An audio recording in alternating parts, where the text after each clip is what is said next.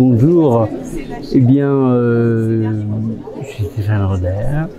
Je travaille dans l'intelligence artificielle depuis 5 ans. D'abord dans une start-up que j'ai fait évoluer de 2 millions à 20 millions d'euros de chiffre d'affaires sur une technologie basée sur l'intelligence artificielle, d'abord sur un rule engine et ensuite sur du machine learning. Et depuis maintenant pratiquement 1 an, j'ai créé une société de conseil, The AI Builders, qui conseille les entreprises pour introduire l'intelligence artificielle dans leur industrie, dans leur process.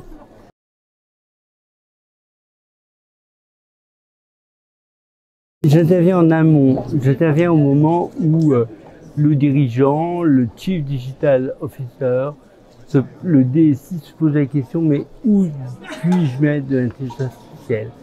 Et en fait, nous venons leur apporter une aide, un accompagnement pour faire leur schéma directeur.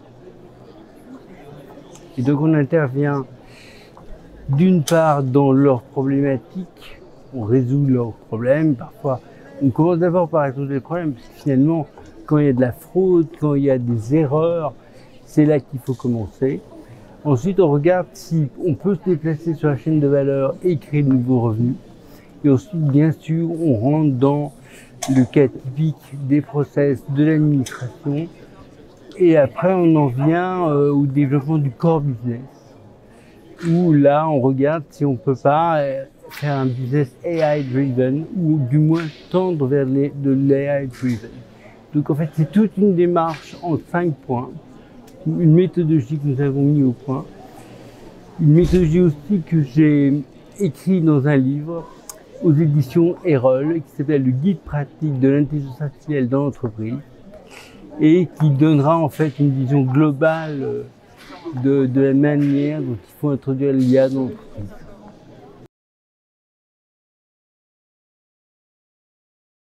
On a beaucoup de chance en France parce qu'on a d'une part effectivement un financement qui est extraordinaire et d'autre part on a 3 choses. On a le financement, on a les data scientists et on a des process, des entreprises qui ont d'excellents process. Et en fait on a des consultants ou des collaborateurs qui connaissent bien ces process, qui une fois qu'ils sont sortis et rencontrent des data scientists font d'excellentes startups. Donc on a la chance en France d'avoir d'excellentes startups qui sont des solutions pour l'entreprise. Et en fait, il y en a, si vous regardez, il y en a très peu dans le monde. Il y en a beaucoup en France à cause de ça, parce qu'on a beaucoup structuré nos entreprises. On a des gens très structurés qui connaissent bien les process. Et ça donne des choses vraiment merveilleuses. Et moi, je suis un militant. Je milite en faveur, en fait, de la promotion de ces startups françaises parce que je pense qu'elles ont vraiment aujourd'hui des très très bonnes solutions. Par contre, c'est très dur pour elles aujourd'hui parce que les fonds d'investissement, globalement, le monde de la finance ne comprend pas que développer une application avec de l'intelligence artificielle dedans, c'est une autre structure de coût que développer une application classique. Parce qu'on rajoute entre le front et le back de l'intelligence artificielle. Et ce développement est très coûteux. Parce que les data scientists coûtent cher, il en faut plusieurs. Et en fait, tout le monde l'oublie. Donc, les startups arrivent avec un problème de financement. Elles ont une solution qui est en général excellente, mais n'ont pas eu le temps de faire beaucoup de développement commercial. Et elles se retrouvent face à un mur où on leur dit, bah non, vous n'avez pas assez vendu, donc on ne vous financera pas. Et au final, malheureusement, la plupart de ces sociétés, en fait, partent chez des acteurs étrangers ou ont des gros problèmes de financement. Et c'est aujourd'hui une des grosses problématiques, je pense. Il faut que l'écosystème réapprenne à financer ce genre de start-up. Il y a encore une courbe d'apprentissage qui est longue. J'en discutais ce matin avec Nicolas Dufour.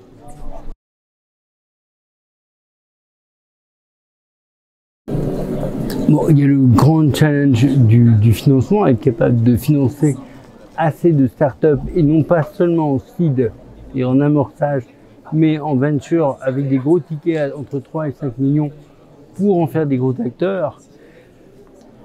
Et surtout des acteurs moyens, parce que tout le monde parle des licornes, on entendait il nous faut 3-4 gros acteurs, mais non, il nous faut des acteurs moyens qui vont tirer vers le haut les petits.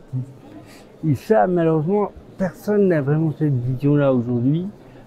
Et ça va être une nécessité dans l'IA parce que, comme je vous le disais, on est vraiment au top en termes de qualité de solution.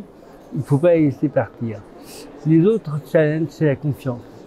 Il faut que les entreprises aient confiance dans ces nouvelles technologies. C'est vrai que c'est compliqué à comprendre, mais il faut les éduquer, il faut qu'elles ont un challenge, elles, de formation. Il faut qu'elles forment et leurs dirigeants et leurs cadres pour être à même en fait d'intégrer ces solutions et après de faire des développements. Pourquoi? Parce que si elles ne le font pas, d'autres vont le faire. Et là, on a un vrai problème de compétitivité parce que l'IA, c'est la suite de la transformation digitale.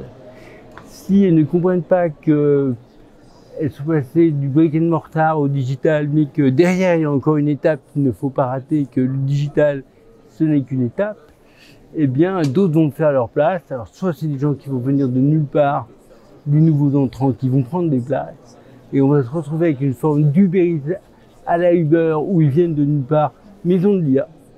Et tout d'un coup, ils effacent ce qu'il y a derrière, parce qu'ils sont capables de faire la recommandation, ils ont des services qui correspondent beaucoup mieux à ce qu'on attend. Et en fait, c'est un peu la grosse difficulté aujourd'hui. Il faut que l'industrie comprenne ces enjeux, comprenne qu'ils ont 2-3 ans pour réagir, qu'il ne faut pas attendre, parce que sinon ça va être la même chose que pour le web. Ils vont voir passer d'énormes wagons, des trains même. Donc c'est les gros challenges aujourd'hui, c'est la prise de conscience.